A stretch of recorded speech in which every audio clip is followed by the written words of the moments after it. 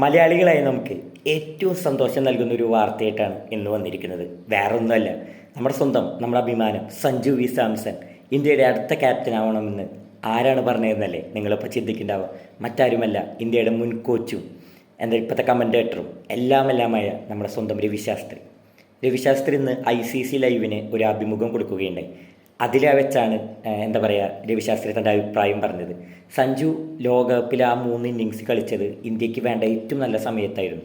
അത് അങ്ങനെ പറഞ്ഞു കഴിഞ്ഞാൽ quarter final, semi final, final, ഏറ്റവും പ്രഷർ സിറ്റുവേഷനിൽ 3 ഇന്നിങ്സ് എന്തൊരു കൂളായിട്ടാണ് സഞ്ജു ഹാൻഡിൽ ചെയ്തത്. അതുപോലെ തന്നെ ഇപ്പോൾ സൂര്യകുമാർ യാദവ് അടുത്ത 2 കൊല്ലത്തേക്ക് എങ്ങനെ കളിക്കുമെന്ന് എനിക്ക് ഇപ്പോഴത്തെ അവസ്ഥയിൽ പറയാൻ പറ്റില്ല. ആയതിനാൽ തന്നെ ഇന്ത്യ ഒരു പുതിയ 2020 ക്യാപ്റ്റനെ തേടുന്നുണ്ടായിരിക്കാം. അതിന് ഏറ്റവും ആപ്റ്റ് സഞ്ജു വി സാംസൺ ആണ് എന്നാണ് രവിശാസ്ത്രി പറയുന്നത്.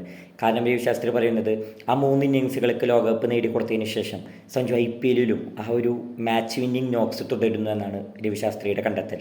ചുമ്മാ സെഞ്ചുറി അടിക്കല്ല, പുള്ളി കളിക്കുന്ന ഓരോ ഇന്നിങ്സ് ആ ടീമിനെ വിജയത്തിലെത്തിപ്പിക്കാൻ വേണ്ട വിധത്തിലുള്ള ഇന്നിങ്സ് ആണെന്ന് രവിശാസ്ത്രി ഉറപ്പിച്ച് വിശ്വസിക്കുന്നു.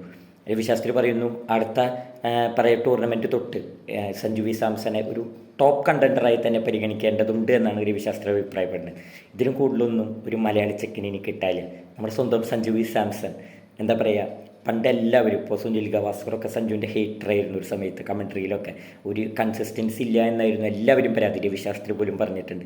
പക്ഷെ ഇവരെല്ലാവരും അണ്ണാക്കിലടിച്ചു കൊടുക്കുന്ന ഒരു അടിയാണ് സഞ്ജു ലോകകപ്പിൽ അടിച്ചു കൊടുത്തത്. ഇന്ത്യക്കൊരു ലോകകപ്പ് നേടി വന്നു, രാജ്യത്തിൻ്റെ അഭിമാനമായി മാറി. മലയാളി പൊളിയല്ലേ. അത് തന്നെയാണ് ഇപ്പോഴും രവിശാസ്ത്രിയൊക്കെ നാവ് പൊന്നാവട്ടെ എന്നാണ് നമ്മൾ ആശംസിക്കുന്നത്. കാരണം ഭാവിയിൽ ഒരു ക്യാപ്റ്റനാവാൻ ചാൻസ് കിട്ടിയാൽ അതിനൊരു റെക്കോർഡും കൂടി ഉണ്ട്. മലയാളി ആദ്യമായി ഇന്ത്യൻ ടീമിനെ നയിക്കുന്നു എന്നൊരു ചരിത്ര റെക്കോർഡ് സഞ്ജുവിനെ കാത്തിരിക്കുന്നു. കിട്ടട്ടെ, സഞ്ജുവിന് ആ അവസരം തേടിയെത്തട്ടെ എന്ന് സ്പോർട്സ് ടോക്ക് വിത്ത് അനിൽ എപ്പോഴും ആശംസിക്കുന്നു. സഞ്ജുവിന് അവസരം ലഭിക്കട്ടെ.